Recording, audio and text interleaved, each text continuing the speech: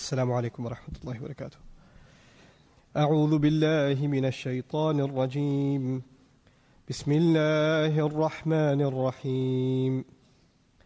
ألم تر كيف فعل ربك بأصحاب الفيل ألم يجعل كيدهم في تضليل وأرسل عليهم طيرا أبابيل ترميهم بحجارة من سجيل فجعلهم كعصف مأكول.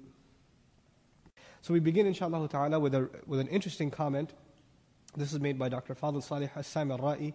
هي سورة فيها عبرة لكل طاغية متكبر متجبر في كل العصور والأزمان. He says this surah has a warning and a lesson for every rebellious, arrogant tyrant that lives in any age, in any time, in any civilization, any nation.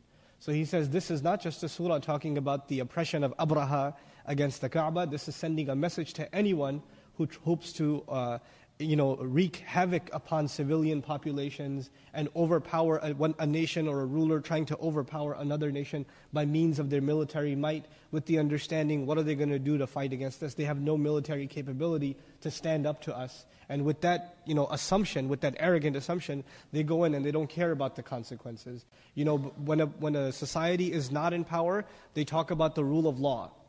And they call people to abide by the rule of law. But when the society has power, they say the law is for everyone else. And we are above the law, we're beyond the law.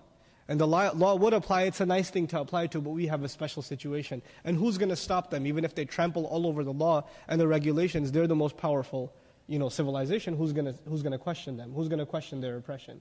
And this is something that has happened throughout history. It's not difficult to see examples of that even in our time. But this is something that the surah is alluding to. Now he gives reasons why he thinks this is the case in the surah, why we shouldn't limit it to a discussion only of the historical accounts, which of course are critical. لِذَا جَاءَ فِعْلْ تَرَى. This is why the verb tara came, alam tara. Now there are different ways of saying this. The first part of the ayah, roughly translated, is didn't you see? That's the first part. Didn't you see? Common translations will read, didn't you see how your Lord dealt with the people of the elephant? This is probably a common translation you've heard before. But he's commenting only on the first phrase, alam tara, and specifically the verb to see. That's been used in the present tense. بِصِيغَةِ الْمُضَارِعِ لِلدَّلَالَةِ عَلَى الْإِسْتِمْرَارِ وَالتَّجَدُّدِ. And the specific use of that, now in English translation it comes out as past tense, right? Alam tara, it comes out as didn't you see? And clearly if you understand English, that's past tense. But in Arabic there's a rhetorical function here. And as opposed to saying ama ra'ayta, right? You could use the past tense function also, but that wasn't used. When that's used, the past tense, it alludes to something continuous. In Arabic rhetoric, in balagha, in linguistics. It refers to something that didn't happen once, that happens over and over again. And this surah, from a linguistics point of view, we'll learn something amazing about this surah, how the change of tenses carry amazing lessons in them. So that use just of the mudari', the present future tense in the Arabic, with the word lam, regardless of the presence of the word lam, indicates that this is not just something to observe and think about for that time, but for all time. Now we look at some commentary by Shawkani rahimahullah. وَهُوَ تَعْجِيبٌ لَهُ صَلَّى اللَّهُ عَلَيْهِ وَسَلَّمْ بِمَا فَعَلَهُ اللَّهُ. And this is to give the messenger in a sense of amazement and wonder in regards to what Allah Himself did with the people of the elephant, as though He is saying, قَدْ عَلِمْتَ يَا مُحَمَّدْ, you already know Muhammad sallallahu alaihi wasallam, أَوْ عَلِمَ النَّاسَ الْمَوْجُودُونَ فِي عَصْرِكَ, or the people who are present in your time, they also know very, very well, وَمِن بَعْدِهِمْ, and even the people that came after them, بِمَا بَلَغَهُم مِنَ الْأَخْبَارِ الْمُتَوَاتِرَةِ مِنْ قِصَّةِ أَصْحَابِ الْفِيلِ, because of what came to them from continuous narratives and narrations and people telling the story over and over again of the story of the elephant.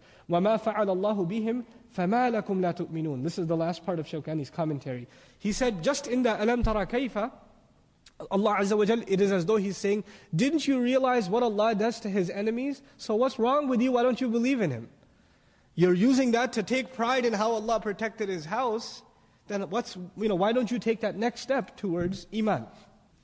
Now finally, أَلَمْ يَجْعَلْ كَيْدَهُمْ فِي تَضْلِيلٍ.